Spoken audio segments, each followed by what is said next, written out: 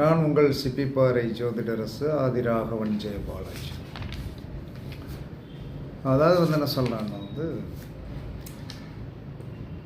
ரோகிணி நட்சத்திரம் நாவல் பழம் சாப்பிடுவது சிறப்பு. பால் பொருள்கள் அப்படின்னு சொல்லக்கூடியது, பால் பொருள்கள் என்று சொல்வது என்ன சொன்னால் பால்கோவா சாப்பிடுவது நல்லது.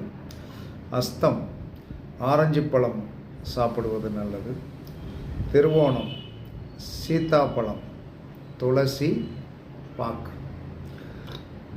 இந்த ரோகிணி அஸ்தம் திருவோண நட்சத்திரத்தில் போய் பிறந்தவர்கள் தங்களை வலிமைப்படுத்தி கொள்ள தினம் அல்லது வாரம் ஒரு முறை கண்டிப்பாக நீங்கள் சாப்பிடணும். வாரத்தில் ஒரு முறை கண்டிப்பாக சாப்பிடுவது மிக மிக சிறப்பு. சாப்பிட்டீர்கள் என்று சொன்னால் உங்களுடைய தேஜஸ் குறையாமல் இருக்கும், கண்டிப்பாக நன்றாக இருக்கும்.